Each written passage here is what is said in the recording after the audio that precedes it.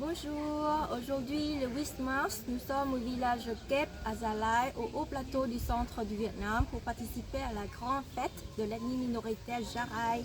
Cela s'appelle Petit et ça veut dire la cérémonie de l'abandon de la tombe.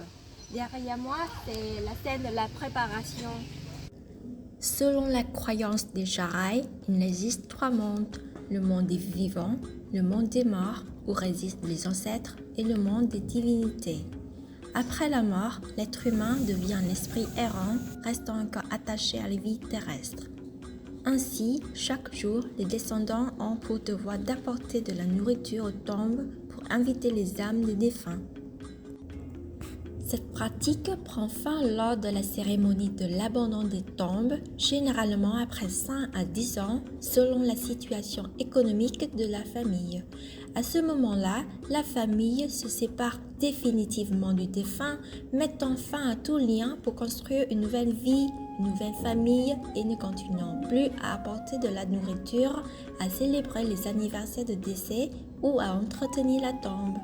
Le défunt est alors totalement libéré pour rejoindre le monde des ancêtres. Madame Re Chamkit, l'une des aînées du village, a déclaré: cette année, 3 familles se sont réunies pour organiser la cérémonie d'adieu à leurs proches décédés il y a 12 à 20 ans. Ils ont besoin de 2 à 3 mois pour préparer l'argent, les buffles, les objets rituels, les offrandes avant que la cérémonie officielle ne commence. Selon la tradition, un mois avant la cérémonie de l'abandon des tombes, les Jarai se rendent dans la forêt pour choisir du bois de qualité, pour construire des statues de tombes et pour nettoyer et réparer une dernière fois la tombe. Les statues de tombes sont des sculptures uniques érigées par les mains talentueuses des artisans du village. C'est ainsi que les vivants expriment leur profonde affection envers les défunts. Il existe de nombreuses interprétations différentes de la signification des statues des tombes. Les statues près du centre représentent toujours l'amour et symbolisent la prospérité, le désir d'une vie heureuse dans l'au-delà. Aux 4 coins se trouvent les statues de personnes assises, le visage entre les mains, exprimant le chagrin de ceux qui doivent dire adieu aux défunts. La statue d'un homme tenant un lapin symbolise la joie du travail et de la chasse. La statue d'une femme enceinte représente le rôle fonctionnel des femmes dans la procréation et les soins familiaux. À l'approche du jour de la fête, les jeunes du village commencent à rassembler des bambous, du bois sec et à installer des tentes pour les invités venant participer à la cérémonie de l'abandon des tombes. Ils érigent des perches hautes symbolisant les défunts, plantent des pieux pour attacher les buffles, allument des torches, préparent des petits plats dans les feuilles de bananier, construisent des cuisines de fortune et sortent des casseroles et des poêles. Le premier jour, à partir de 16h, les habitants du village, des villages voisins et quelques touristes connaissant la cérémonie de l'abandon des tombes se rassemblent ici.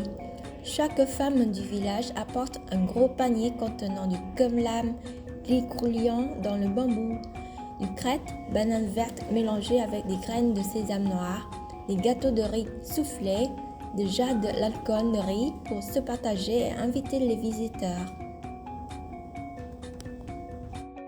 La cérémonie de l'abandon des tombes est un événement particulièrement important pour les Jarai. Elle est également considérée comme la plus grande fête, la plus précieuse sur le plan culturel et la plus communautaire de la région des hauts plateaux du centre du Vietnam. On peut voir de nombreuses émotions différentes exprimées ici. La profonde tristesse, le déchirement de devoir dire adieu à un être cher, la joie des retrouvailles entre les villageois. Ils travaillent ensemble, partagent des repas et des boissons, et ils se divertissent après une saison de récolte abondante.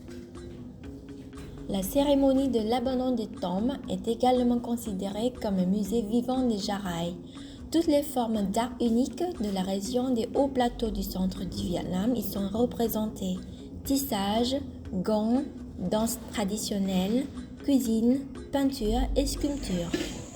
Autrefois, La cérémonie de l'abandon des tombes durait 7 jours d'affilée. Au fil du temps, elle a été réduite à 3 jours. Le premier jour, il y a des danses traditionnelles de Gong. Le deuxième jour, les buffles sont sacrifiés et les esprits des ancêtres sont accueillis et accompagnés sous forme de déguisement en fantômes de boue. Le dernier jour est réservé à la famille. Au coucher du soleil, des feux sont allumés. Les femmes continuent à faire la cuisine, à préparer et à se relayer pour remuer de grands marmites de bouillie de riz avec de la viande de porc et des légumes, à faire griller Nyam Lam Branding, du porc grillé dans un tube de bambou, puis à l'emballer dans les feuilles de bananier propres avant de les offrir à chaque personne du village. Ils mangent, discutent, rient ensemble dans la fumée des feux de camp, dans un état d'ébriété joviale. C'est vraiment un repas communautaire plein de sens humain et totalement en harmonie avec la nature. Pas de cuillère en plastique ni de bol en plastique. Certains touristes plaisantent en disant que c'est un marché unique où tout est gratuit. Seule la générosité compte. Il n'y a pas de transaction financière. Au coucher du soleil, la cérémonie tant attendue se déroule avec les gongs et les danses traditionnelles de soir autour du groupe de tombes prêtes à être abandonnées. Les jeunes hommes se relaient pour jouer les gongs, un instrument de musique dans la région des hauts plateaux du centre du Vietnam. Les villageois forment un grand cercle en tenant la main et dansent gracieusement au rythme de danse traditionnelle soir.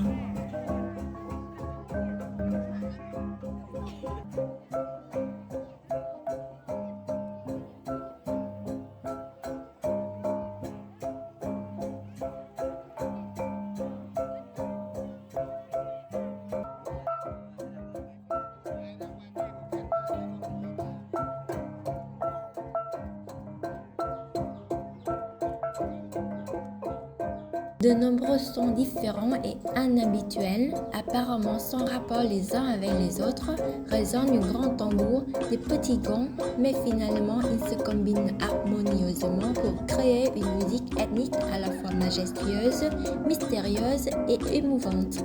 Ils dansent et jouent des gongs toute la nuit. Quand l'un se fatigue, un autre le remplace.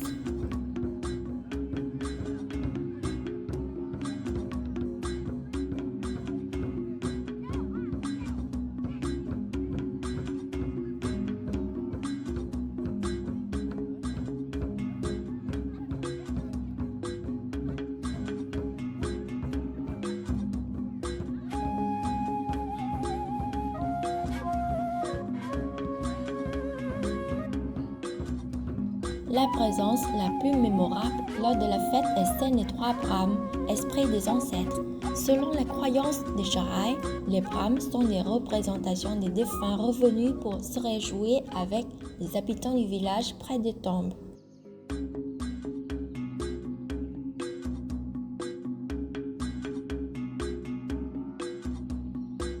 Trois jeunes hommes costumés de boue, de feuilles et portant un masque apparaissent au milieu des sons de gants et des tambours dans une atmosphère de liesse et d'excitation de la foule.